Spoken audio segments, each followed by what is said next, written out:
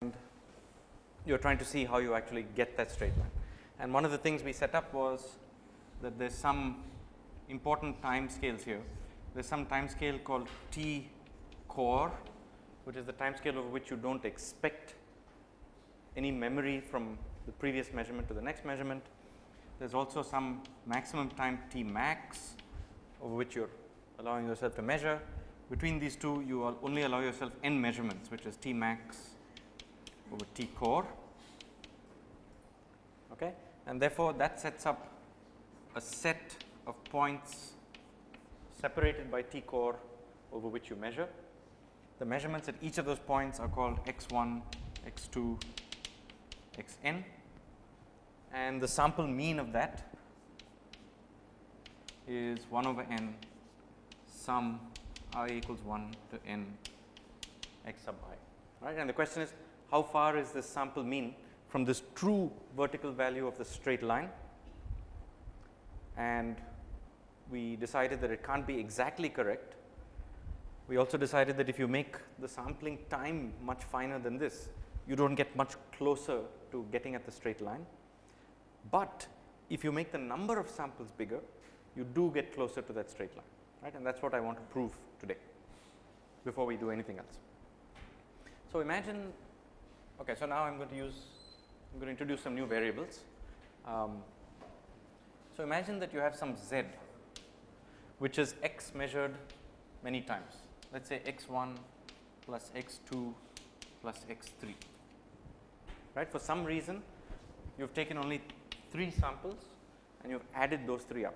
And so, one of the standard calculations you do in statistics is you find out, if you know the distribution of a variable, you find distributions of repeated sums of those variables. And I know you have seen this before, but I want you to see it again from my point of view. Okay, so, it is very important that these individual x's are what are called independent and identically distributed. How many of you have not seen that phrase IID before? Right? Independent and identically distributed. Okay. Now, that is just a sort of throwaway line in a statistics textbook, but I want you to understand physically what that means. For each value of x to be independent of the previous one, that means that they cannot be closer than this correlation time, right. That correlation time is a physical quantity. If you want to re-measure a physical system, there is no point re-measuring it at nanosecond time scales. You have to re-measure it once it has lost its memory, right. So, that is what this first I means, it is independent. And this ID means identically distributed. Identically distributed means that you are assuming that the physical properties of your system are not changing over long time scales, right. The water is not evaporating, right. Somehow the pH meter is not degrading, and so on. Roughly, it means that this straight line, the underlying straight line, is really in our heads a true straight line. So, this idea of independent and identically distributed has something to do with the physics of the system. Okay, it is not just a throwaway sentence. To make sure that your measurement satisfies this property, the distance between the 2 samples has to be greater than T core. So, the times have to be big, but if the times are too big, they will no longer be identically distributed, because your water will start evaporating and all kinds of stuff will happen. So, in any real system, for a good experimentalist, a real skill comes out in picking the sampling time, so that this mathematical assumption is true. Okay. Now, let us assume it is true. So, each of these x's independent, identically distributed. What does that mean? It means in the back of my mind, I know that x satisfies some sort of distribution. There is some sort of histogram.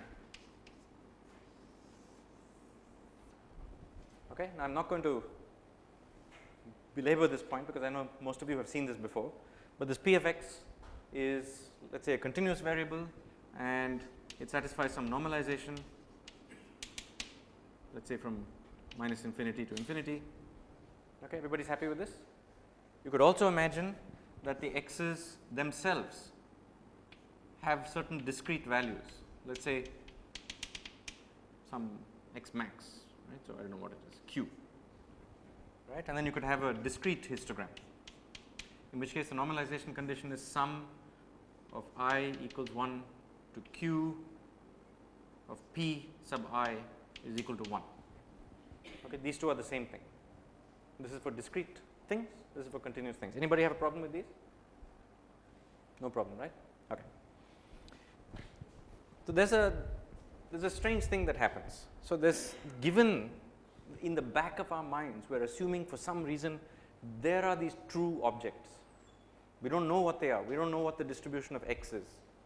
We don't know what the probability distribution of x is, but we assume it is there and we assume it is constant, and we assume that every time we measure it, it's an independent sample of this distribution.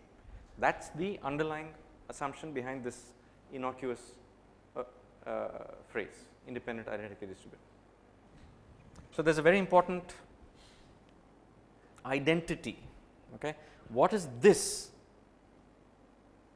The sample average, the sample mean value of x got to do with this distribution? Anybody know? Right, this is what the whole question we had yesterday, right? So here's a sample average. Here's the true, somewhere here is a true average, which is where the vertical value of the straight line is. And the whole question we asked the whole of yesterday morning was, what is the sample average got to do with the true average of this? Right. So, and we came up with at least a plausible notion of what that means. So anybody remember what that was? So before that, how would I calculate the true average of x if I know p of x? Just raise your hand so I know who's talking and I'll come to you. If I know the distribution, how do I calculate the average?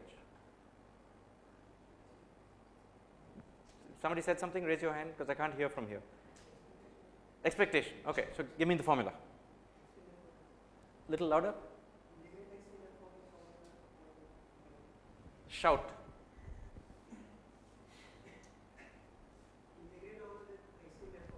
Integrate over x, yes. Of p of x, that's equal to 1 times x. Okay, very good. Right. So this is called the expectation value of x. It doesn't matter what that is, but this thing, let's call that mu.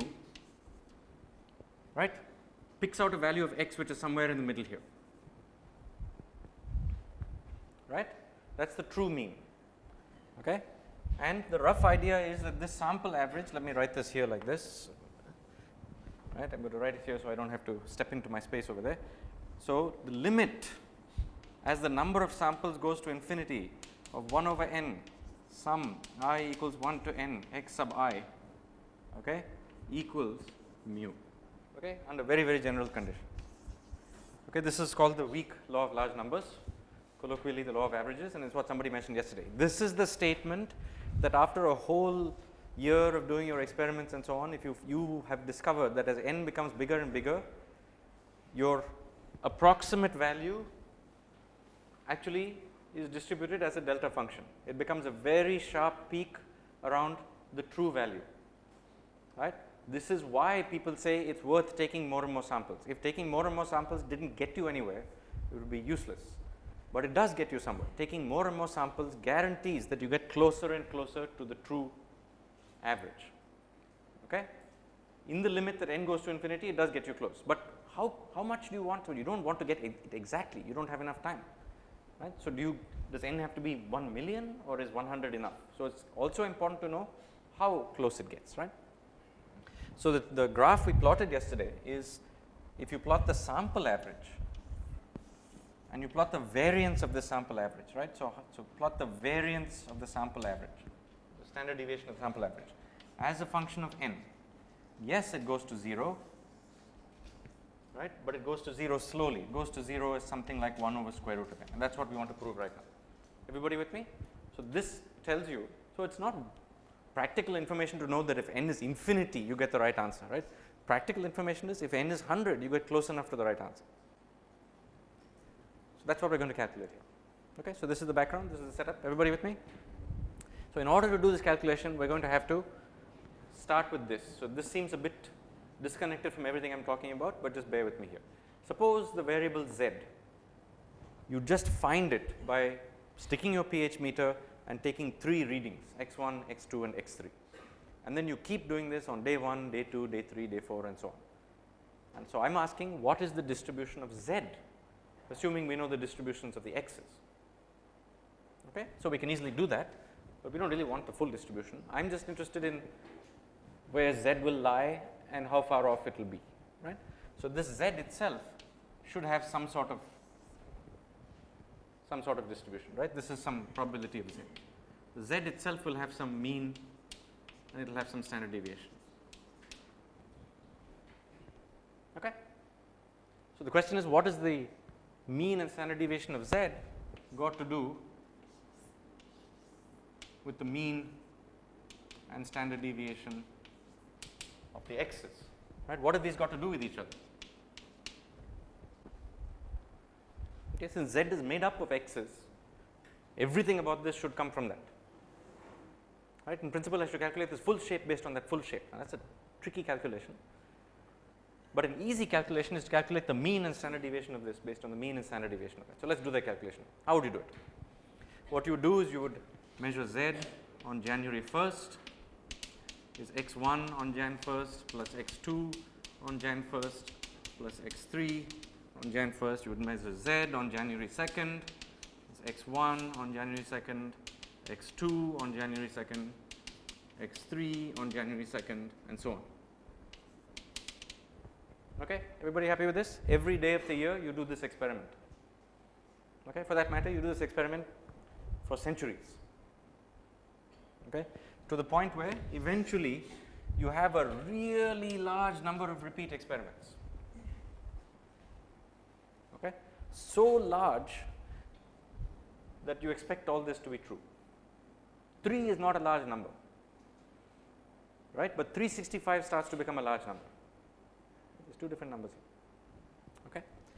So, if I do that, right, now I want to find out what the distribution of z is.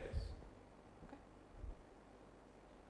And the reason doing it over a whole year is useful is because now you can pretend that z actually comes from a distribution and the x's actually come from a distribution, and you can use these integral type of formulas instead of using these 1 over n sum of n type of formulas.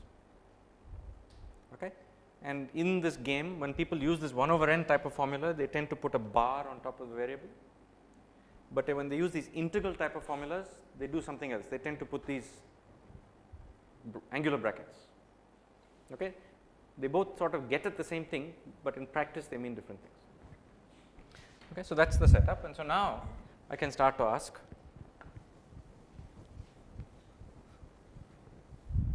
what is the mean value of z? I can ask, what is the mean value of delta z squared, where delta z squared is actually, so let us call this mu z, delta z squared is z minus mu z whole squared. Okay. I am doing the same thing that I did here. I replaced a sample average with an expectation. Mu z is just the mean value of z. How did I calculate that? I averaged z for a whole year, assuming that for a whole year it is big enough that the thing I compute by averaging is the actual mean. Right. For that matter, I can average the variance of z for the whole year and assume that what I get is very close to the true answer. Okay. So, this is what I want to compute. So, let us do the first one first. This is very easy. The mean value of z, right, is equal to somehow the integral of p of z dz times z, right. That is what it means. But if you look at the formula for z, this must be just equal to the sum of the mean values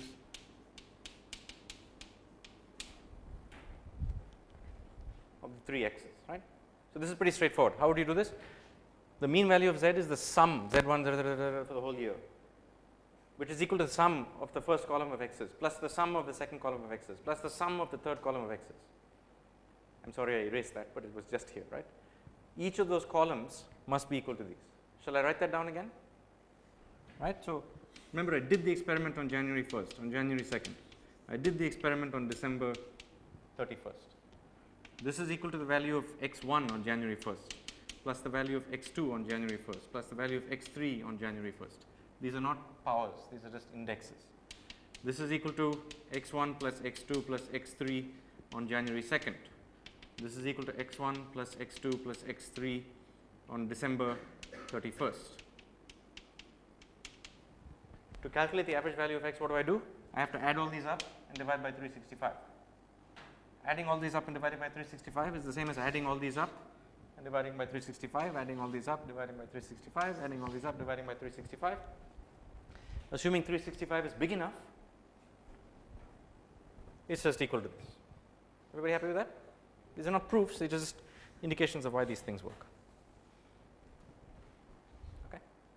Now slightly more complicated. I want to calculate, so this is equal to mu z, right, and that's equal to what? 3 mu x, because each one of these is just mu x. This is where this identical assumption comes in, right? But now I want to calculate something more complicated. I want to calculate z minus mu z squared on January 1st, on January 2nd, on January 3rd, and so on till December 31st. And then I want to calculate its average. Why do I want to do that? Because that's the definition of sigma squared. Okay. So this would be what? This would be x1 plus x2 plus x3 on January 1st minus mu z, which is minus mu x minus mu x minus mu x. Why are they identical? By assumption, right? We are assuming that the pH meter hasn't changed its physical properties. Yeah, it's not guaranteed. We've assumed, we've done the experiment so that this assumption is correct. Okay. So now I'm just going to split this up. This is x1 minus mu x plus x2 minus mu x plus x3 minus mu x squared. On January 1st, right, you're still on the first day and you're just computing a certain funny number, right. I haven't taken any averages, I haven't done anything yet. I'm just doing algebra. So this is equal to what? This is equal to x1 minus mu x squared, walk me through it here, plus x2 minus mu x squared plus x3 minus mu x squared, right, plus what do you get? Read it out. There's 3 other terms, right? What are those terms? 2 times x1 minus mu x times x2 minus mu x plus another term like that plus another term like that. Okay, there are 6 terms here. Yeah. Now to calculate the sample variance, right? Did I write a definition for variance? So just like we had a sample mean, the sample variance is the integral of dx p of x x minus mu the whole squared, and standard deviation is the square root of that. Okay. Now just like I can use an integral formula to calculate something, I can also use a sum formula to calculate the same thing as long as I have enough terms in the sum. We assume that 365 days of the year is enough terms. So to calculate the variance of z, I've done it on day 1, I do it on day 2, I do it on day 3, I do it for a whole year and I add up everything. So when I do that, I'm going to get how many columns? On the right side, I'm going to get 6 columns of numbers, right? I'm going to get 6 columns of numbers, and by the end of the year, just before New Year's, I'm going to be adding up all these, I'm going to be adding up all these, I'm going to be adding up all these, and I'm going to be dividing it by 365. If I do that, what will the first column become? Very easy. It becomes variance squared of x, right? Because that's the definition of variance. This is an integral way of calculating it, this is a sum way of calculating it. What does the second column become? Same thing. What does the third column become? Same thing. Now it's interesting. What does this column become? So this is x1 minus mu x, the first measurement you did on January 1st minus some particular mean which you don't know, but it's there. The first experiment you did on January, the second experiment you did on January 1st, right? These are independent. You've assumed that the thing has lost its memory. One way of stating that is, if the first one is above average, There is no reason why you should believe the second one should be also above average. It is equally likely to be above or below. Okay, that is one way to think about it. So, this is a bunch of numbers where no matter what the sign of the first one, the second one could be positive or negative. If you have a sum of a bunch of numbers like that, what will their sum become? But you have a bunch of positive and negative numbers, equally likely to be positive and negative. They cancel, so the sum is 0. Right? Now, is this guaranteed to be true? No. Only if you have a really large number of numbers like this, their sum goes to 0. Right? That is the reason why this has to be a very big number. We have assumed 365 is a big enough number to make all this stuff work out. Okay? So, this is 0, this is 0, this is 0, they are all exactly the same. So, what formula have we proved here? Right? If I take all this, we basically proved that this thing is equal to 3 times, so not this thing, but we proved that the average of this thing, right? So, we proved that 1 over 365 times sum of z minus mu z squared, right, which is equal to sigma z squared, is equal to 3 times sigma x squared, and this is extremely important. Okay. So, let me write down those two results somewhere, I do not know where. I suppose I can remove this and write it down here. So, assuming that z is x1 plus x2 plus x n, right. I am using n's in very different ways throughout the board, and it is fine. I want you to live with those ambiguities. So, n is just the number of times you sum. Sometimes I have summed over 3, sometimes I have summed over 365, right. I do not want you guys to get confused. I want you to make sure you realize which n is operating in any given case, right. If z is x1 plus x2 plus x3, right, then we know that the mean of z is equal to 3 times the mean of x. We also know that the variance of z is equal to 3 times the variance of x, which means that the standard deviation of z is equal to square root of 3 times the standard deviation of x. Okay. I put 3 here explicitly, you could put any n you want over here. Yeah. Now, remember what we had yesterday as a good enough job. Good enough job means the width of the distribution divided by its mean should become small, right. So, if we look at that, if we look at the standard deviation of z divided by the mean of z, right, standard deviation of z divided by the mean of z, what do you get? Right? You get root 3 standard deviation of x divided by 3 times the mean of x, which is equal to 1 over root 3 times standard deviation of x over mean of x, right. And this is where all the magic came in. The magic came in because by increasing the number of samples from 1 to 2 to 3 to 100 or whatever it is, the width of this distribution becomes small. Okay, that is one way to think about it. There is finally another little quirk over here. Can I erase this? Anybody? Okay. All this is in standard statistics textbooks, right? You do not need too much here, but I am going to use these results again and again and again, so I want you to understand, right. Here is the final little trick that people use. Okay, this is the thing that confuses everybody, and it is taught very badly. Okay, so let me make sure you all have your eyes open to see this.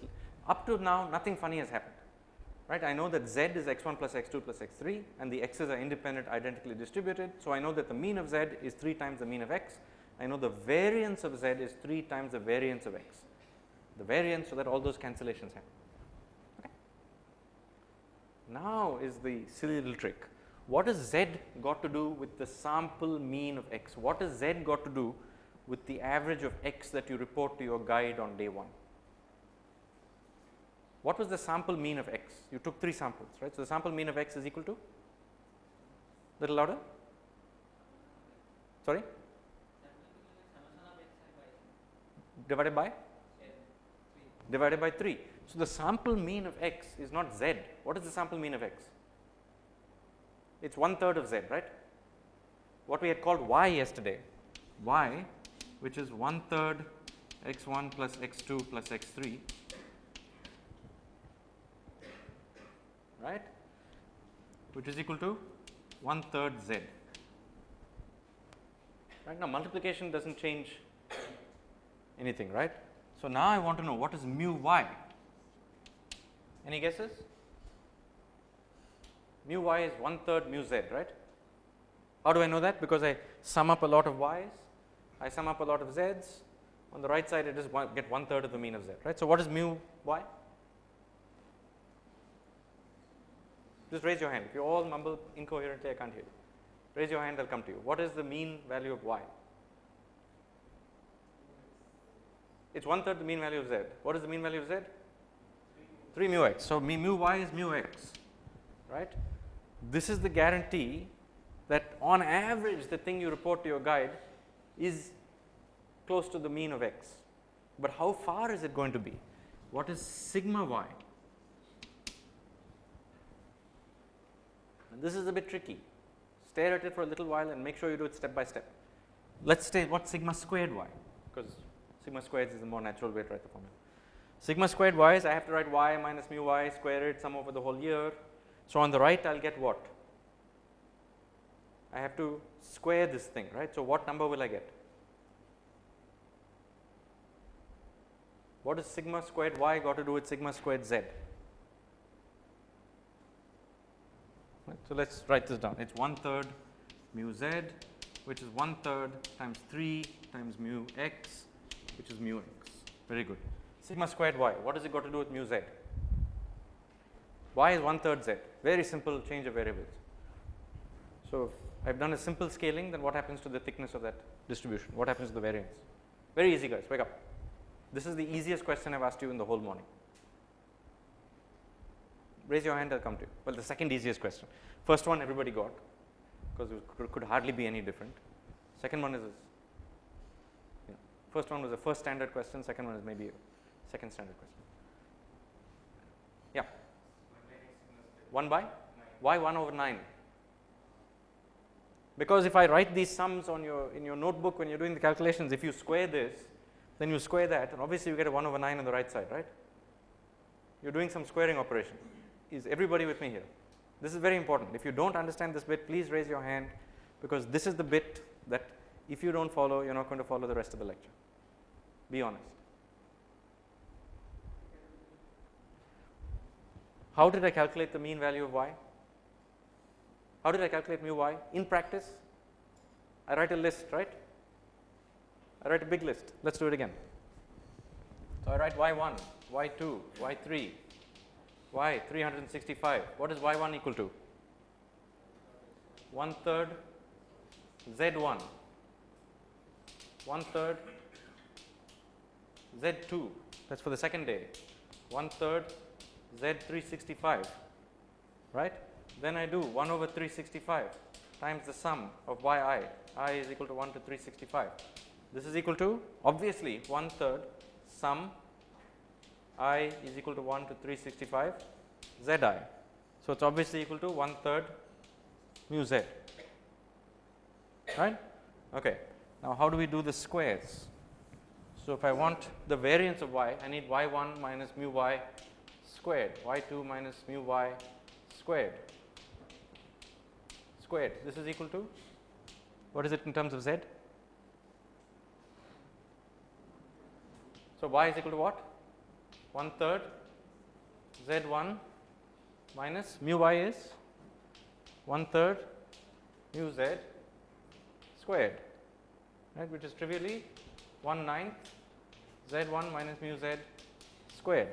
Now, I add all these up, right. So, what do I get in the bottom?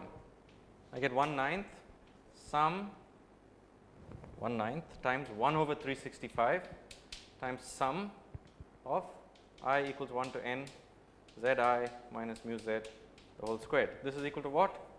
This whole thing is equal to what? Sigma z squared. That is why you get a 1/9, right? You don't need to write all these columns, it's just a change of variable. Okay. Let me ask you slightly differently. I can see that many people are confused, correctly so. If I take x and I add a constant to it, what happens to mu of x? Raise your hand so I can come to you. Raise your hand so I can come to you. If I take x and I add a constant to it, what happens to mu of x? It increases by that constant. Why? Because this thing just shifts to the right. Yeah?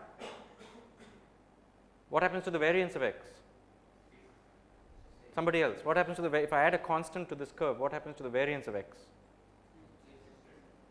It stays the same, right? Because the whole thing just shifts to the right. If I multiply x by 7, what happens to the mean value of x? Don't mumble, raise your hand, I'll come to you. Yeah.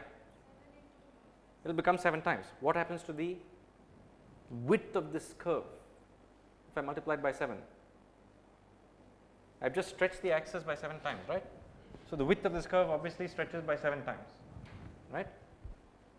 So sigma increases by 7 times. Therefore, sigma squared increases by, if sigma increases by 7 times, sigma squared increases by 49 times. Okay, it's totally obvious. It's just a change of scale, right? So that's where this comes in. So sigma y squared is equal to what? And all this is done. Give me the right answer. No. Oh, 1 by 3 sigma x squared. Okay, so first do it step by step. 1 by 9 sigma z squared, because that's the definition of y. Y is 1/3 of z, right? Which is equal to 1 over 3 sigma x squared. Okay, that's the important thing. And this is the thing I said I would guarantee for you yesterday, right? So the other formula here, right? So if y is 1/3 x1 plus x2 plus x3, okay, then sigma y will be equal to 1 over square root of 3 times sigma x. And that's what this curve is, right? Sigma y will be 1 over root n times some value. Okay, we just derived that. Okay. So there's a lot of denominators going on here, and we should not ever confuse any of them. There's one denominator which is the number of samples you took, and you use that denominator to get a sample average, which is why it keeps on coming in the bottom, right? It's confusing. There's another denominator which is 1 over 365, which is the one you actually use in your calculations, right? And the way this stuff is usually taught, those two keep getting mixed up, and you should not get those two mixed up. Okay. Now you can relax. The only thing I want you to remember is if you add a bunch of random variables, the means add and the variances add. Okay. The standard deviations don't add. As soon as you remember that, then you know that the mean of y will be 1/3 times 3 times the mean of x, and the variance of y will be 1/9 times 3 times the variance of x, which is why you get this 1 over root. Okay, so we've gone through a lot, and everything you need to remember is on that side. And finally, I'm going to start asking a specific biological question. Okay, so we've taken a long time to get here, but that's okay. Let's make sure we keep this boundary. So the question I'm going to ask is, what are the physical limits by which a cell, physical limits of cellular measurement?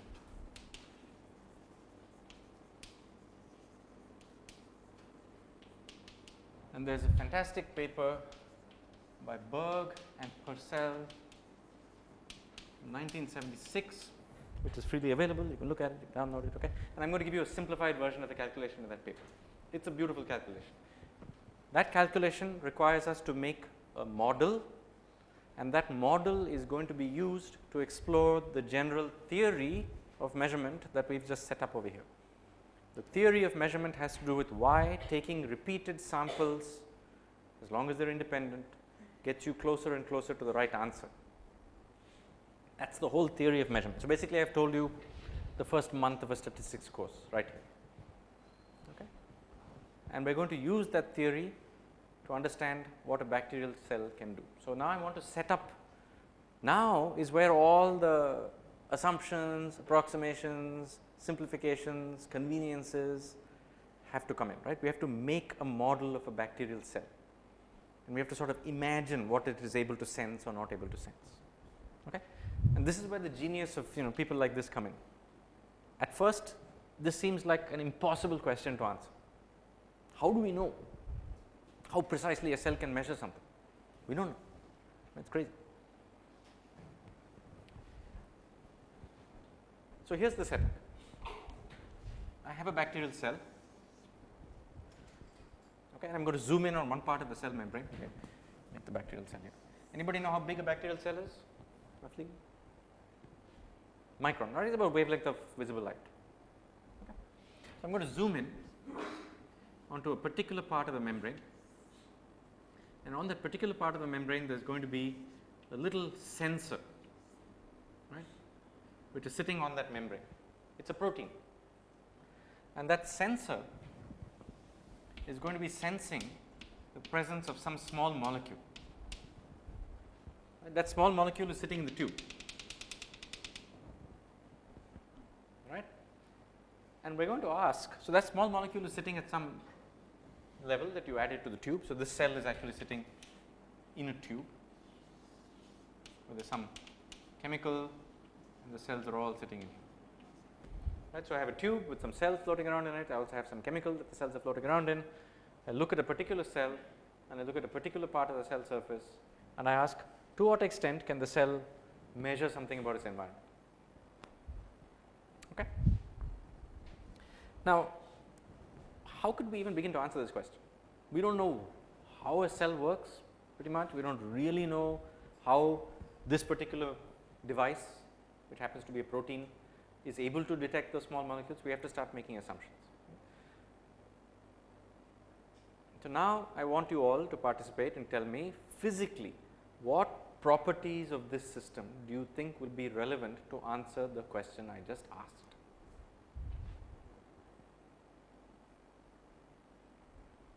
Right? What physical properties do you want to include in your model?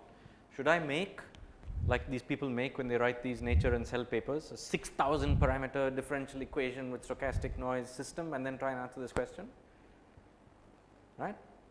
Or do I try and use some finesse to get at some better understanding, right? Obviously, the latter, since I have phrased it in that way. So, what aspects of the system should we keep and what aspects should we throw away, what aspects should we approximate? Somebody tell me. There are no wrong answers here, right. So, I want you to all participate in model building. This is the part of the exercise which is the difficult part. So, I need you all to, I do not want to give you the answer, I want you to tell me. Concentration molecule, perfect. So, let us say there is a concentration molecule. In what units? What are your favorite concentration units?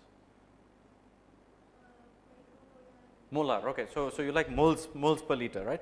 So, does everybody know how to convert from moles per liter to molecules per liter? Can you convert from moles per liter to molecules per micron cubed? Yeah. If you have 1 mole, then how many molecules do you have? Okay, 6 times 10 to the 23. If you have 1 liter, then how many microns cubed do you have? A micron is, so 1 liter is 1,000th of a meter cubed, and a micron is 1 millionth of this. So, you can do 3 times 6 is 18 minus 3 is 1, 10 to the minus 15. So, it is a femtoliter. So, bacterial cell is a femtoliter, 10 to the minus 15, and 1 mole is 10 to the 23 molecules, right. So, roughly 1 mole per liter is like 1 nanomolar, sorry, 1 molecule per micron cubed is like 1 nanomolar. Okay. So, that is actually worth remembering. So, 1 molecule per micron cubed is approximately 1 nano or 10 to the minus 9 molar.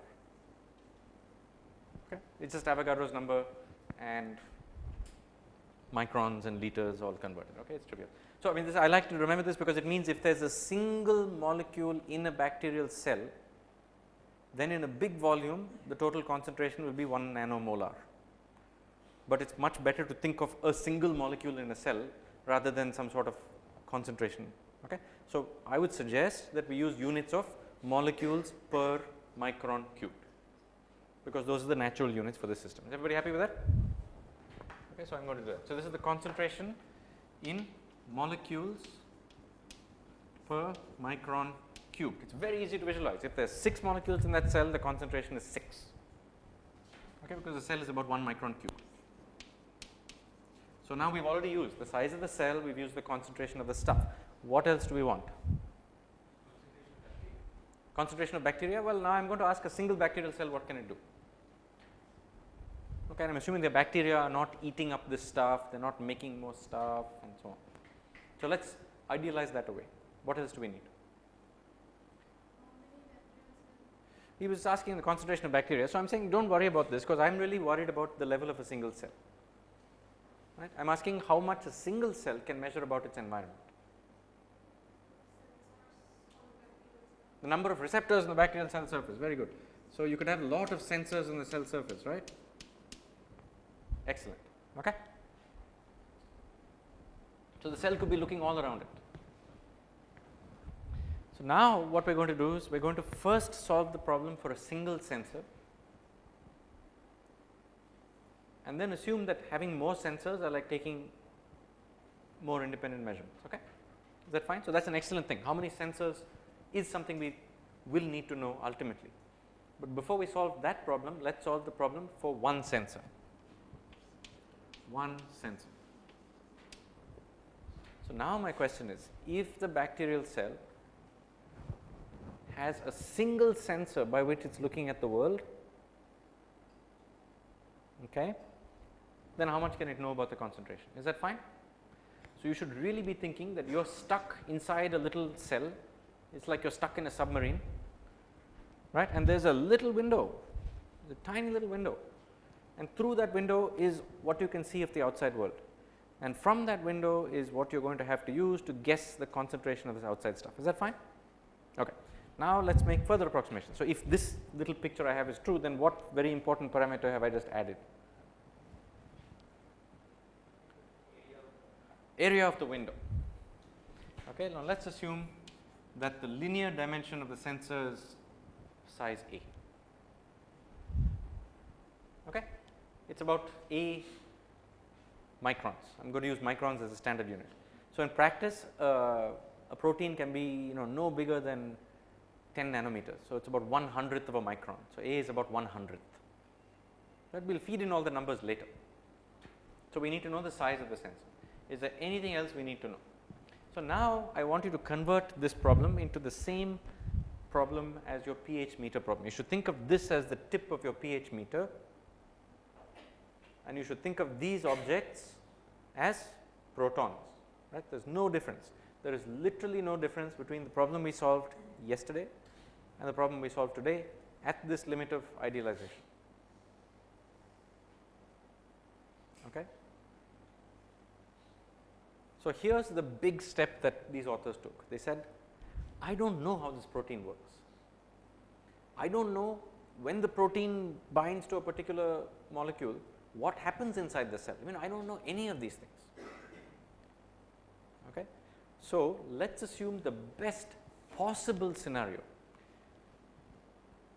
Right. Let us assume that the cell, by looking through this little window, has enough intelligence, computational power to work out the best possible guess for what is outside the cell based on what it senses through this.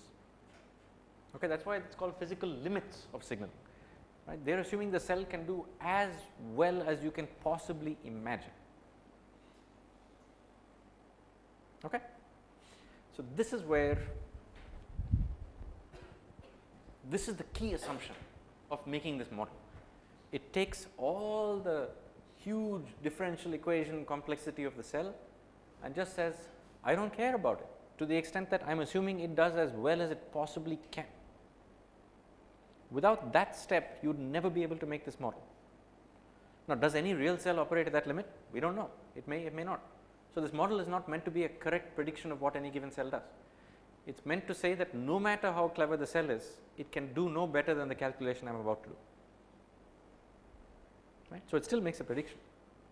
Okay. So here's a little bit which the first half of the paper, if some of you actually have the energy to go read it, they do a nice little calculation where they show something interesting. They show that, again, let's zoom into this, right? Or let's, I'm just going to redraw it over here. So here's the receptor of size A, right? They show that if a small molecule is sort of far away from this, right, then it's unlikely that any given molecule here is going to be pointing in the right direction to hit this thing, right. So molecules far away from here, this little guy is probably not going to see it, right. On the other hand, they show that in a little ball of radius A, if the molecule is in here, then it is extremely likely to actually bump into this before it goes away. Okay? And the reason for this is a physical process called diffusion. Diffusion is a process of doing a random walk, right? And it turns out that diffusion doesn't get you anywhere very fast. So if you happen to be within size A of this little sensor, right, your random walk just keeps you in this neighborhood for a long time. So you are very likely to hit this before you go away, for the same reason that this guy is unlikely to make it here in any short amount. Okay. So this now converts what appeared to be an intractable problem to a rather well posed problem. Let us assume that the sensor is so clever and it has enough internal structure, and the inside of the bacterial cell has enough internal structure, that it is able to compute the instantaneous number of these little molecules in this volume. All those molecules are going to hit this eventually, right. And so let us assume the sensor has enough little clickers and counters and memory units and all that, and it transmits the information so that the cell is able to keep track of this entire thing. Okay. This is the entire computation in the first half of that book, shows that this is the right way to think about this problem. Okay. That is the first part. So now my x, when I had that x as a function of time, fluctuating thing, right, my x is literally the number of these molecules in that volume. Okay, so the bacterial cell is going to be seeing something like this. So let us call this n. N is the number of guys in here, and the n is going to be going up and down. Obviously, it's going to be going up and down in discrete units. There will be 15, then 16, then 15, 14, 15, 16, 17. It will be like that, right? I have just drawn it like this. Now you have enough information to start to answer the question, how does a bacterial cell take this information and get the average? So what are the only two things we need to know about this curve? Well, the three things we need to know about this. What are the only things we need to know to get the average correctly? Just read it off from there. Same thing, just read it out. What are the only three things we need to know? T max, how long will the cell wait before it gives you the final readout? Okay. You need to know T core, right, and you need to know sigma n. Got it? So as long as you can work out these three things, you are going to be able to work out the best possible way that the bacterial cell can figure something out. And we know the answer. We know that there is no point taking measurements with the size less than T core. We know that the best thing to do is to increase T max, so n becomes bigger, and once you do that, you know that the vertical size of this roughly determines how much error you are going to make in the end. Okay. Now, how does a bacterial cell know how to do all this? We are not going to guess. We are going to say that somehow the bacterial cell has optimized itself so that it knows T core, it knows T max, it knows everything. We are going to allow it to do whatever it wants, and yet we are going to find it is not able to do a fantastic job. Okay. So let us set that up. Now, limits of cellular measurement. So let us start piece by piece. Which one should you want to calculate first? T core, T max, or sigma n? Any choices? Did somebody say something? Which one of these things should we calculate first? T max. Okay. So what is Tmax? Tmax is the amount of time that the bacterial cell is willing to wait, right. So, let us say Tmax is like the lifetime of a bacterial cell, right, which is like 20 minutes. Is that fine? Or let us just say 10, so 1000 seconds, right. So, let us just say Tmax is 1000 seconds. I did not calculate that. That is roughly the relevant time scale over which a bacterial cell needs to make some choices, right. So, you can't afford to wait much longer than 1000 seconds. Is that fine? No, that is not a matter of calculation. The only things you can calculate here are T core and sigma n. Which one of those two should we calculate first?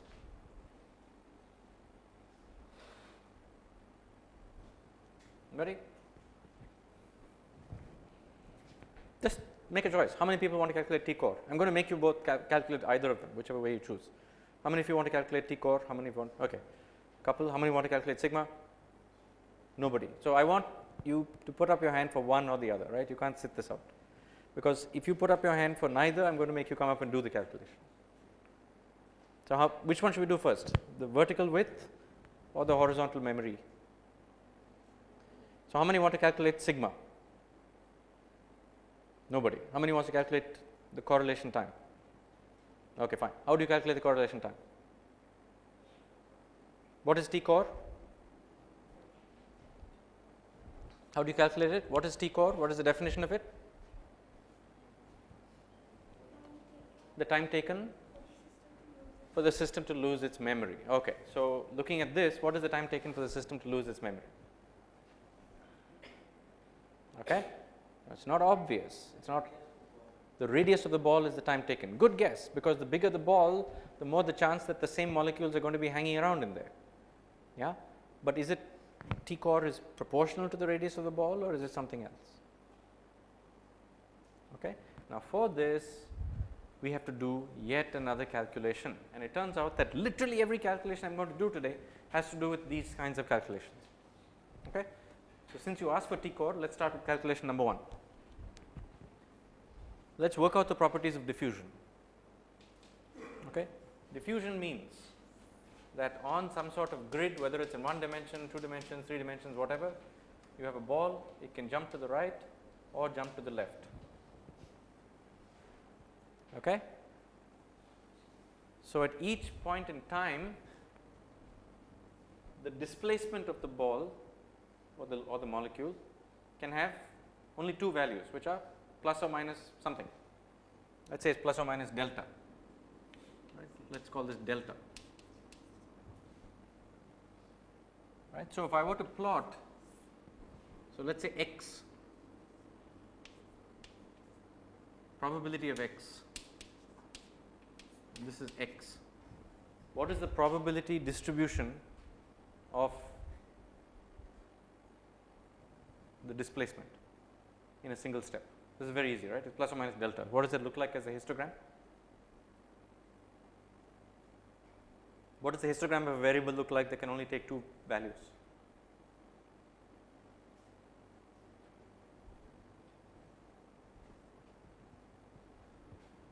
I will wait. X is a random variable, right? X is a random variable. What values can it take? Little louder, I can't hear. I will come to you. Raise your hand and tell me what values can X take?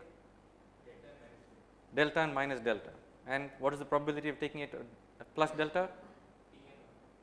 P and 1 minus P. Let us assume it is symmetric, right. So, what is the probability of taking plus delta? Half. What is the probability of minus delta? Half. So, what does the histogram of X look like? Raise your hand, I will come to you. If you all mumble, I can't hear. Yeah. It is not a binomial distribution. It is not a Gaussian. Come on. It's okay. It's a Bernoulli. Fine. What is the histogram of, if I had forced you to plot a histogram of X values, what would it look like? Sorry? Uniform? It can take any value from 0 to 1? Little louder? Half and half. It can take any value from minus half to plus half. By assumption, I am saying, at least here, that it can only take values of plus or minus delta. So, what is the histogram of it? It is not Bernoulli, it is not Gaussian, it is not binomial, it is not uniform. Think a little harder, do not just guess. Just draw the histogram for me with your hands. What values can x take? When you draw a histogram, what is on the x axis? What is on the horizontal axis of a histogram? What is on the horizontal axis of any histogram? Raise your hand, I will come to you. I can't see who is speaking. What's on the horizontal value of any histogram? The values. Is anybody confused about what's on the horizontal axis of a histogram? If I make a histogram of ages, what's on the horizontal axis? If I make a histogram of the ages of people in this room, what's on the horizontal axis? I make a histogram of age of people in this room. What's on the horizontal axis? What's on the vertical axis? What's the label here? Raise your hand. Don't all jump in. Raise your hand. I'll come to you. Yes? Age. Okay. What's on the vertical axis? Frequency. So what is the histogram of x? What's on the x axis? It's the value of x, right? What values of x can it take? What value? I just told you what values of x it can take, right? What are the values? Raise your hand, I'll come to you. Delta and minus delta. Okay. And what's the frequency of each? Okay, not so hard, right? That's the histogram. Right? This is a discrete case, which I erased. It's this case, right? Looks like this. Just a discrete histogram. Nothing complicated about it. Don't jump in with the most complicated concept you have in your arsenal and just hope for the best. It's not going to help, right? We haven't yet got to binomial. We have not, this is Bernoulli, but it doesn't matter that it has a name. You should at least remember the geometry of it, right? If you remember this, everything else will be fine. If you lose sight of this, which is at least something you can hold on to because it's quite simple, you're going to drown. Okay? Don't use the most complicated concepts. Hold on to those concepts that you understand very well, and for the rest of it, rederive it. It doesn't matter. That's what I always do. Okay. So this is the distribution of x, right?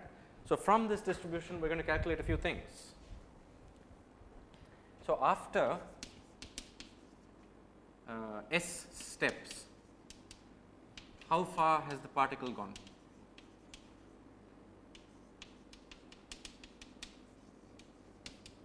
After s steps, how far has the particle gone? If you had to write it as a formula, right, let's call that distance z, and that will be equal to what? After s random steps, each step you flip a coin. You either go left or you go right by an amount delta. You flip a coin s times, right? So now we're getting close to binomial, right? So what is z in terms of all the x's? Well, it's much simpler than that, right? Right, it's just x1, which could be plus or minus delta, plus x2, which could be plus or minus delta, plus x3, which could be plus or minus delta, and so on. And how many are there? S. Very easy, right? This is exactly, this is as simple as it gets. I'm not asking you to find the value of this. I'm just asking you to define it, right? So each one of these just told me whether I went left or right. In any given case, this x would either be plus delta or minus delta, right? I don't know. Maybe this was minus delta, plus, minus, plus. It could be any of those things. It could turn out in many different ways. Every time I run this, the particle will end up in a different place. Okay? So now, eventually, I get z after s steps. And if I redo this experiment on January 1st, January 2nd, January 3rd, and so on for 365 days, I should get a histogram of z. And what does the histogram of z look like? It will look like something. Right? And I want you to tell me what is mu z and what is sigma z, which is how far would the particle have gone and roughly what the thickness of that is. So we've already solved it, right? So what is mu z? Trivial, what is mu z? In terms of mu x, what is mu z? Okay, it's s mu x. Now what is mu x? How do you know mu x is 0? There is a formula for mu x. What is the formula for mu x, right? Let us calculate. Mu x is the sum of whatever value x can take. So sum of values of x of xi times pi. That's the definition of mu x, right. So, this is equal to 0.5 times minus delta plus 0.5 times plus delta. This is equal to 0. So, mu x is not just 0 as a guess, mu x is 0 because the formula tells us so. Okay, so, that is easy. So, this is 0. Now, what is sigma z squared? Step by step. In terms of sigma x squared, sigma z squared is s times sigma x squared. Okay. Now, what is sigma x squared? You guys were very quick to tell me that mu of x is 0. So, you should be very quick to tell me what is sigma x squared. What is the formula for sigma x squared? Is equal to sum p of I times xi minus mu x squared, right. So, we know mu x is 0, right. So, this should be sum of pi and xi squared, right. So, this should be equal to 0.5 times minus delta squared plus 0.5 times plus delta squared, right. So, this is equal to half times delta squared plus half times delta squared, which is equal to delta squared. Okay. That is why I wanted you to look at the histogram, so that you can understand what the notion of this width is, right. It is not just Gaussian distributions that have a width, any distribution will have a width. Okay. So, it is s times sigma x squared, which is delta squared. Okay.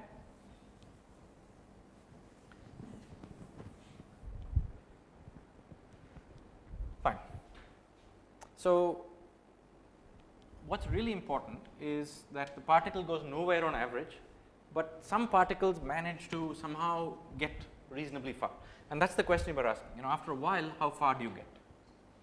So, a particle that starts in the middle, what is the chance that it actually leaked away, right. So, this we know is 0, but eventually it is going to leak out. Okay. So, let us finally work this out in terms of time. Let us say that the particle takes one step in tau units of time, right. So, it takes s steps in some s tau units of time, right. So, if I have given a total time t, then s will be equal to t divided by this little tau, the number of steps, because it takes tau seconds to do one step, right. So, in a total time t, it will do t over tau little steps. Right. So, all together we now have a formula, sigma z squared is equal to s, which is t times 1 over tau times delta squared. I have just plugged everything in, right.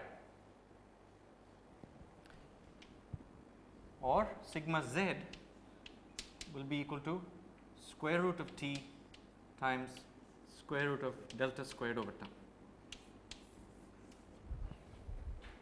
Okay, important formula. I don't know if I should store it, but okay, fine. I'll store it somewhere here. Okay, I'll store it somewhere. What this says is very important. Delta is a microscopic property, how big the particle jumps up. Tau is a microscopic property, how long the particle takes before it gets kicked into a jump. So, delta squared over tau have only to do with the properties of that molecule, right, and that ratio delta squared over tau, right, has a famous name, right. It is called the diffusion coefficient. Okay. It can be measured for a particle. Yeah. So, we will actually write it down here, right. So, sigma z is equal to square root of d times t, where d is some property of the molecule and t is the amount of time you wait, and we just calculated it by doing that calculation for a plus minus delta random walk. Okay. Now, I am going to erase all this because very easy for you to rederive. Let us keep going. So, for t core, which is what somebody said here, of course, it depends on how big the ball is. If a particle is in here, how long do you have to wait before it exits the ball, right? using this formula, what you have to do is you have to say the width of this distribution becomes equal to A. And when the width of that Z becomes equal to A, that means you have a chance of getting out of the ball. Right? So, let us write that down. So, A, which is this width. So, remember, you are sitting in here and that Z is just how far apart the particles are getting. Right? On average, they go nowhere. The mean is 0, but the variance keeps getting bigger and bigger and bigger. So, if you want to escape this little hemisphere, then the left side has to just be equal to A. Everybody got that? You just have to diffuse a distance A away. And we just calculated how long it takes you to diffuse there, right? So, A must be equal to square root of D times T core. Suddenly, I put T core in there, right? The assumption is if you wait a correlation length T core, then a particle will be able to diffuse the distance A. So, I just plug in T core and A into this equation and I get that relation. So, this is my T core, and it does not depend, as you imagined, on A in a simple way. T core is equal to A squared over D. If the receptor is twice the size, the thing takes 4 times as longer to escape. If the receptor is 10 times the size, the thing takes 100 times longer to escape. Okay? That is the slowness of diffusion. The bigger it is, the much worse it becomes. Okay? So, you were almost right. You said the radius of the ball is T core. You were almost right, and that would have been right if particles were moving ballistically, if they were moving in a straight line with no bumps and bruises and jumps. But they are not, they are diffusing, and so it is A squared. Everybody got this? So, we just did a very nice calculation for T core. I am going to write that down here. T core is equal to A squared over D. Now, I am glad you put this off to the end. The hardest part of the calculation, what is sigma m? Why is there a sigma m? Right? We know that if you wait at time T core, all the particles that used to be in here are probably gone, and some new collection of particles is inside. It's pretty much just like sampling a different part of the test tube. Right? So, now I want you to imagine you have a little ball, and using that little ball you suddenly go to some part of the tube and capture all the molecules, and you see how many molecules there are. And then you go to some other part of the tube and capture all the molecules, and you see how many molecules there are, and so on. Right. Will you get the same number of molecules every time? How many people think yes?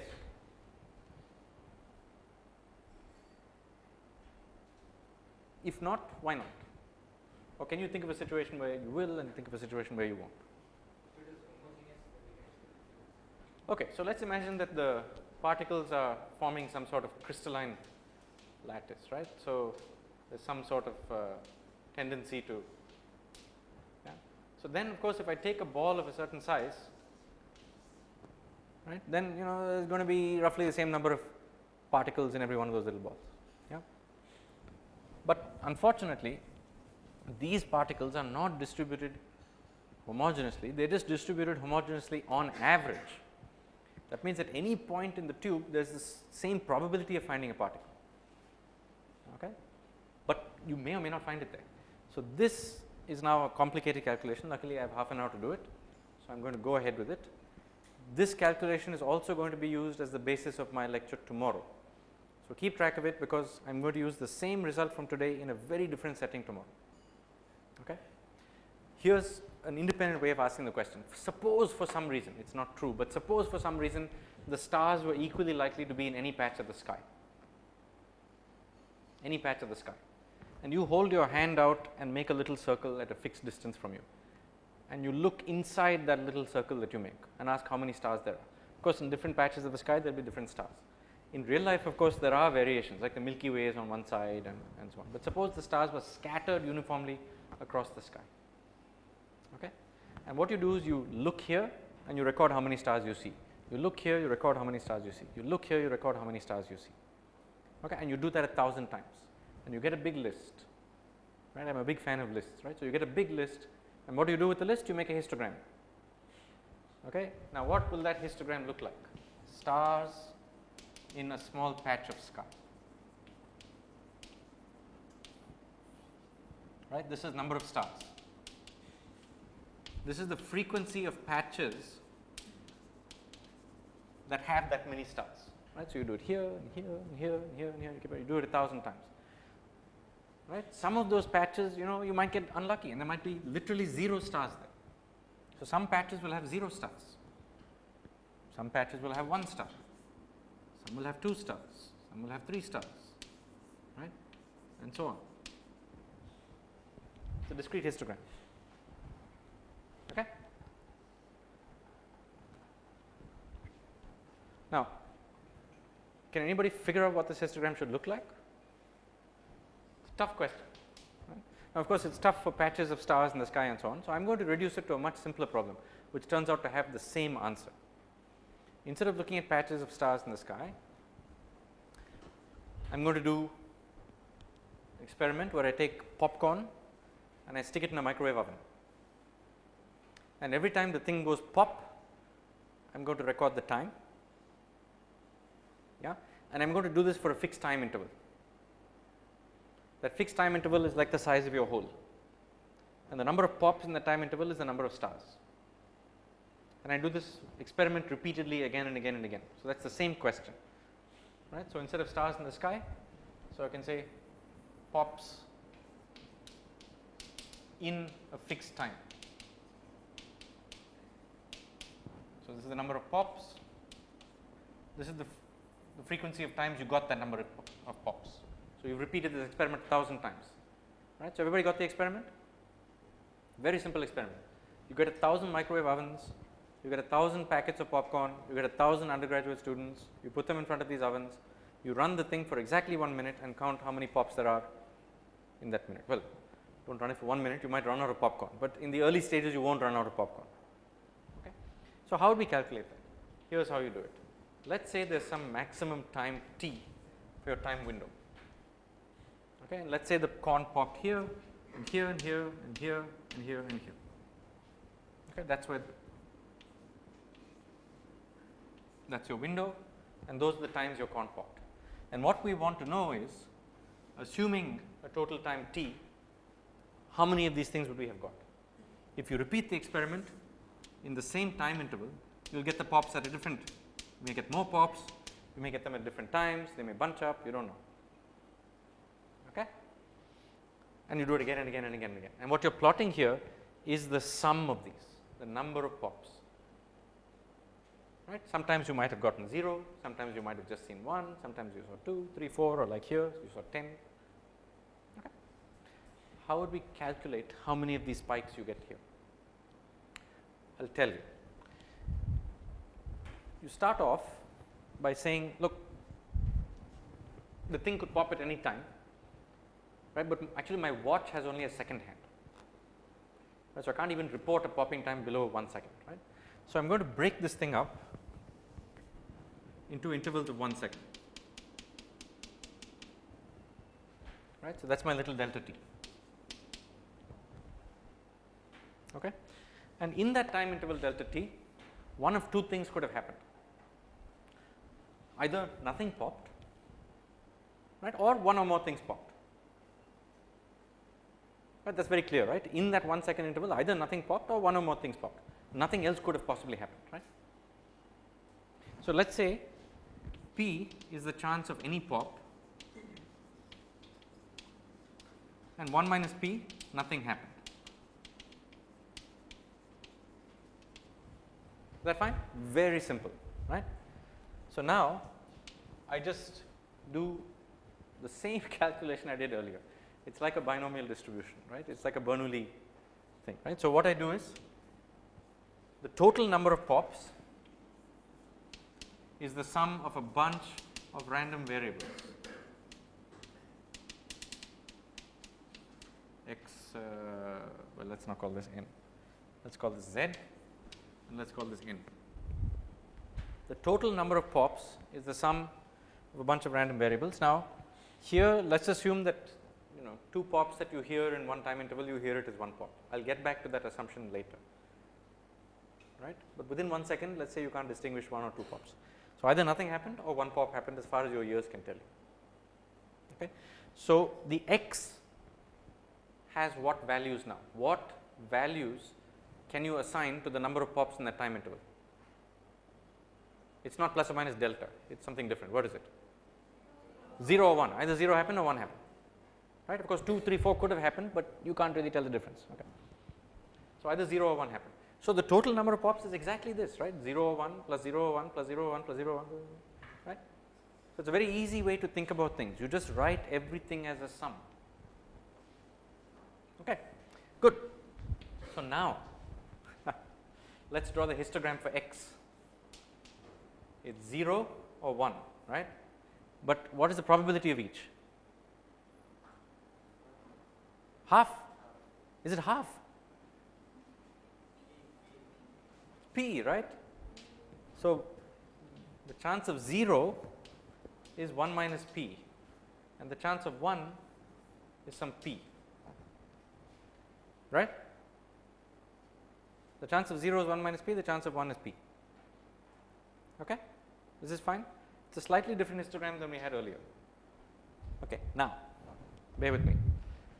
This assumption that there could be 2 or more pops in that 1 second interval, I will say fine, let me buy a new watch with a millisecond second hand, right? With a millisecond second hand, most of my millisecond intervals, what will happen? Nothing will happen, right? And for most of the others, 1 pop will happen. The chance of 2 pops happening in a millisecond time interval is rather small. If you are not satisfied with that, go to a nanosecond time interval. Then whatever it is, you can eventually get to a time interval where you can guarantee either nothing happened or 1 pop happened, nothing else can possibly happen. You can always find a time interval where that works. But once you get to such a time interval, what will be the relationship between p and 1 minus p? Most of the time in a small time interval, what is going to happen? Nothing, right? So, really what this histogram looks like is this. There will be some huge value of 1 minus p, and there will be some tiny value of p. Okay? That is the case that we are going to calculate. If x histogram looks like that, okay, then what can we say about the number of pops? Yeah.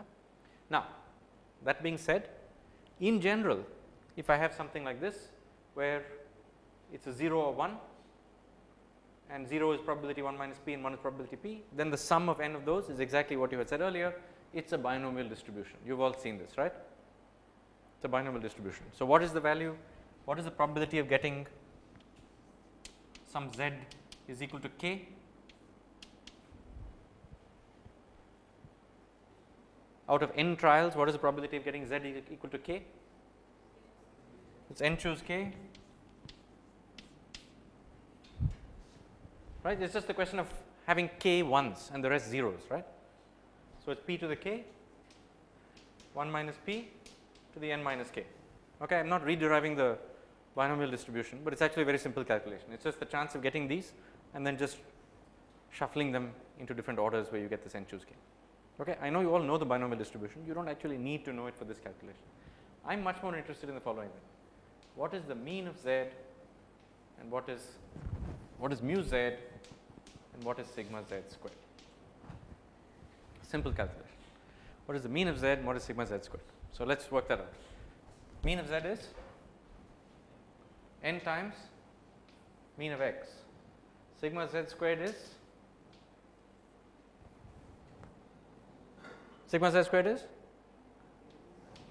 n times sigma x squared. Okay, what is mu of x? What is mu of x? You have got the histogram, right? So, what is mu of x? It is 1 minus p times 0 plus p times 1, right? So, this is equal to n p. Okay. What is the variance of x? It is 1 minus p times, this is a bit complicated, right? Let's be a little careful here. So, what is the variance of x? It is 1 minus p times 0 minus mu x, okay, plus p times 1 minus mu x, right? Square squared. Okay, is that correct? So let's put this in here. This is equal to 1 minus p times 0 minus p squared plus p times 1 minus p squared. Okay, so let's put this in. It's 1 minus p times p squared minus, no minus, square is outside, correct? Is this correct? Right, plus p times 1 minus p squared, right? So this is p times 1 minus p times p plus 1 minus p. It's just p times 1 minus p. Okay, so this is n p 1 minus p, and you see all these calculations you literally use nothing except this rule,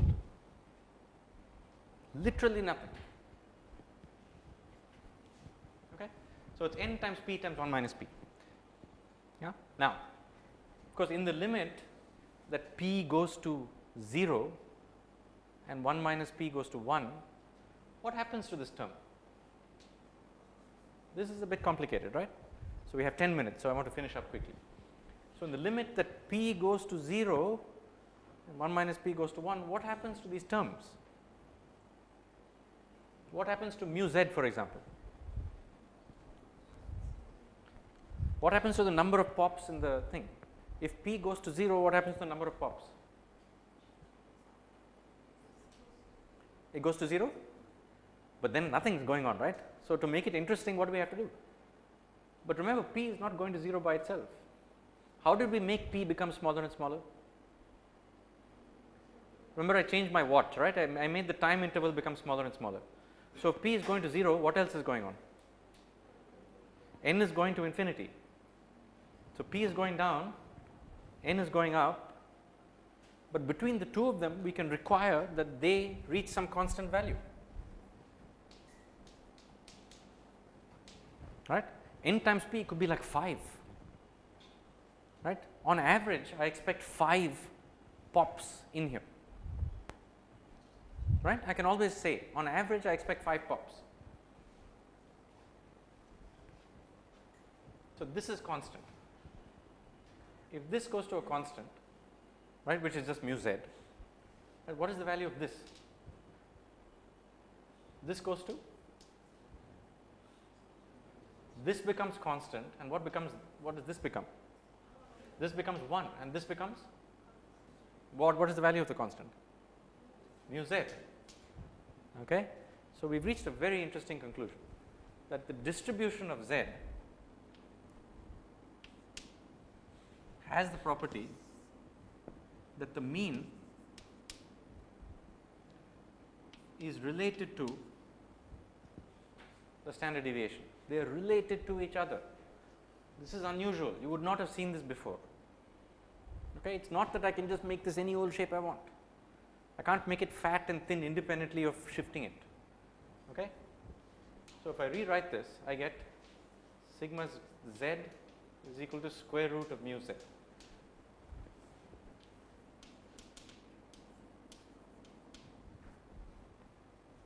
Okay.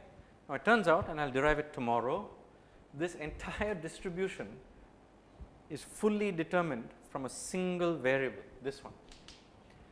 The chance of getting 0 guys, the chance of getting 1, the chance of getting 2, 3, 4, 5, 6, 7, 8, a million, every single one of them is determined by just the average number you expect, which could be 5, it could be 6, it could be 7, whatever it is. Okay, this distribution has a famous name. It's called the Poisson distribution. Okay. The Poisson distribution is the result of saying if there are discrete points and they occur randomly in position and you pick a continuous interval in which to sample them, the only thing you need to know about that is how many you expect on average. Once you know that, you will know how many you will actually get in each sample, whether it's stars or popcorns or in the bacterial tube in any little volume. And this is going to allow us to calculate this sigma n. Okay, so now everybody is happy with this, right? So now let's finish up. The whole point of this calculation was to show that in little pieces of the volume, the only thing we need to know is the average number of molecules we expect to see. If you know the average, then we know at different measurement times how many will happen below average, how many will happen above average, right? We know everything about it. In particular, we have just calculated the width of that. So this sigma z is the same as this sigma n. Okay? So now all we need to know to calculate sigma n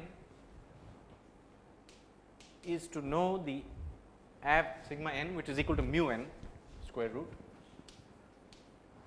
because it's just like a z thing, right? How many molecules on average do you expect to see in this little hemisphere?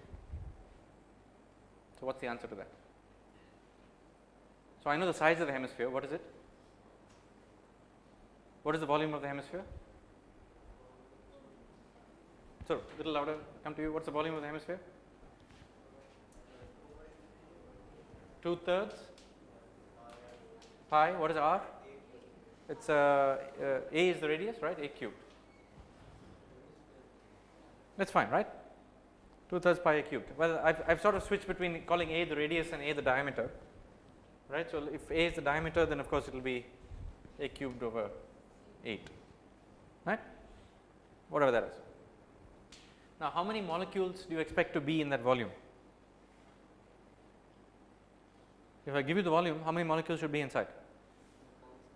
Times the concentration. This is why I want to use concentration units of number of molecules, because the number of molecules are discrete points, right? Only if I use number of molecules, this whole thing works. If I use any other concentration unit, this whole thing does not work at all. I want my answer to be a number of molecules. Right now, all these things put together have value approximately equal to 1, right? So 6 divided by 24 is 1/4, right? But all this is gone. So it's approximately equal to a cubed times c. Right? That's the number of molecules I expect. And so sigma n is square root of a cubed times c. Everybody understood why?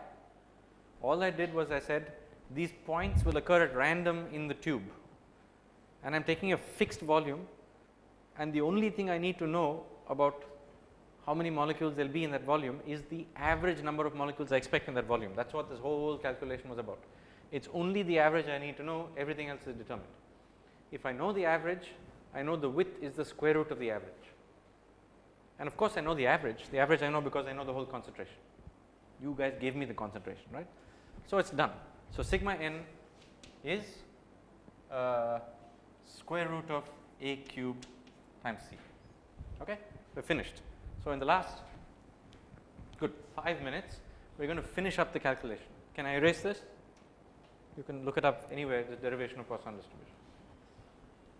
Tomorrow I'll derive it fully, yeah, but today I don't need to derive it fully.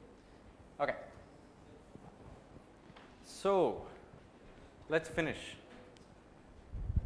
I know everything now. I know T core, I know T max, I know sigma n. Okay. Now I want to define my error. Let's define my error as sigma n over the mean value of n. My error, so every time the bacterial cell measures these, it makes some prediction, right, and this will have some mean value and it will have some variance, and my measurement of how badly the bacterial cell approximates what's outside is given by this.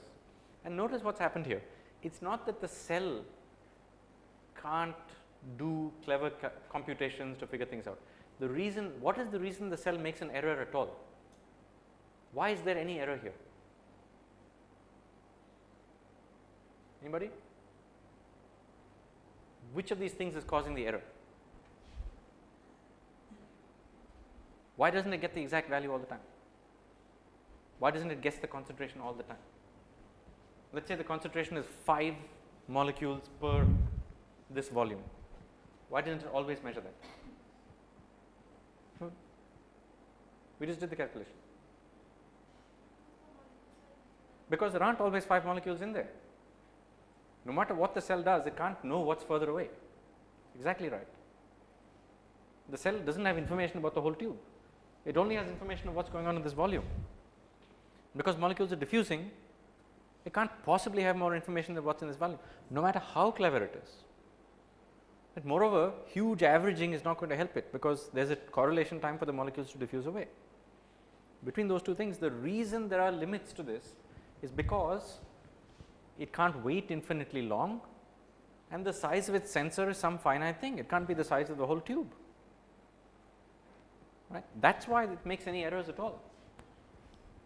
Now, of course, it will also make errors because the internal systems do not work and all that, right, but we are assuming all those things work ideally, and still it is making errors. Right? That is why when it estimates n every time, the estimate will not be exactly at mu, just like your pH meter. Right? Okay, so now we are finishing, right. So now we want to somehow wrap up. So what the cell has done is taken n samples, and it's taken a sample average of that. So what is the value of n? How many samples did it take? It's T max over T core, right? So it's T max. What is T core? I wrote it somewhere.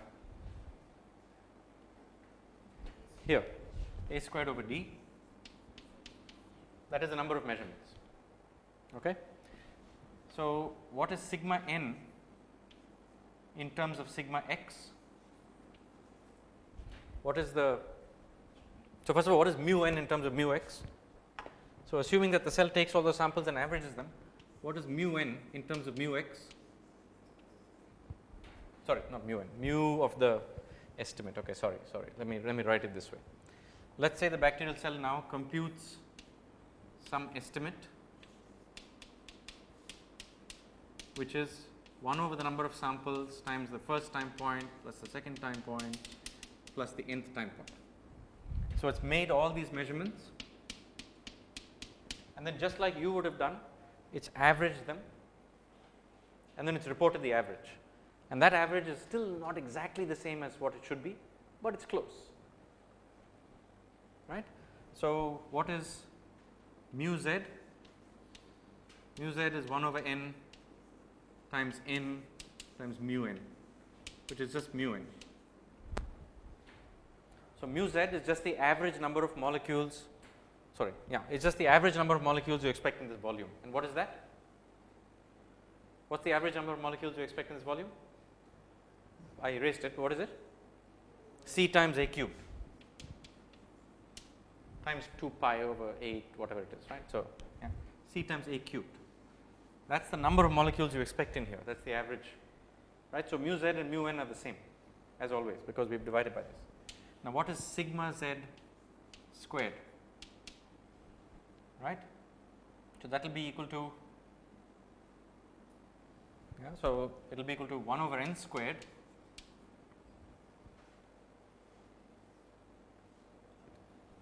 right times n times sigma n squared, right. This 1 over n squared comes because of that, and then there are n terms here and variances add. Okay. So that will be equal to 1 over n, because one of these cancel, and what is sigma n squared? We just wrote that down somewhere. Did I write it? Sigma n squared is A cubed times C. Okay. It's no coincidence. It's just equal to mu z. Yeah. So this is not sigma n over mu n. Sigma z, my estimate, divided by mu z, my estimate. Right. We hope that becomes narrower and narrower, and you're right, because that becomes equal to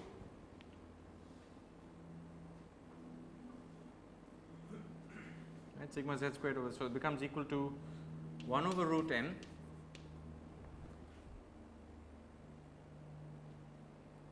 right times root of A cubed C divided by A cubed C. I am just substituting variables. Yeah, sigma z squared is 1 over n A cubed C. So sigma z is 1 over root n square root of A cubed C. Mu z I already know, it's just A cubed C, but there is no square root here. Okay. And what is n? Did I erase that? Right. So, this is equal to 1 over square root of n a cube c, which is equal to 1 over square root of what is n? I wrote somewhere what is n. Did I erase it? How many measurements did I make? How many measurements did I make? T max over T core, right? So, it is T max divided by what is T core? At least that should be somewhere up here. A squared over D.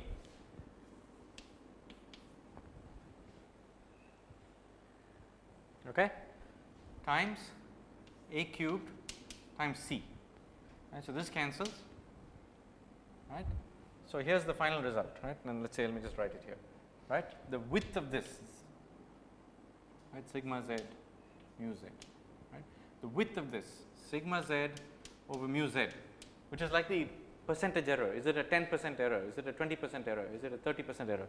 That is equal to 1 over square root of d times A times C times T max.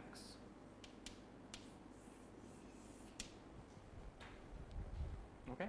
It's 11 o'clock. So, all I want to do now is plug in actual numbers for this and I will leave you. Yeah. So, for actual numbers, diffusion coefficient of a big molecule, right, is about 1 micron squared per second. Remember, diffusion coefficient has units of delta squared over tau, right, but diffusion coefficient could be quite a bit faster. It could even be 100 micron squared per second. So, this is for proteins, this is for small molecules, right. So, because it depends on what you are trying to measure. What is A? A is approximately equal to 0.01 microns, 1/100th of a micron, about 10 nanometers. What is C? Well, okay, this of course depends on various other things, right. So, let us say there are 100 molecules per bacterial cell volume, right. So, C is let us say 100 molecules per micron cubed. What is T max? Right, we said that was 1000 seconds, right. So, here the error we get is 1 over square root of, let us do the error for a big molecule, 100 micrometers squared per second times, so 10 to the 2 micrometers squared per second times 10 to the minus 2 microns, right, times 10 to the 2 molecules per micron cubed times 10 to the 3 seconds for a single receptor. So, you get 2 times minus 2, that cancels, right. These things cancel as they should, seconds cancel here. So, you get about 10 to the 5. So, 1 over 10 to the 5 square root.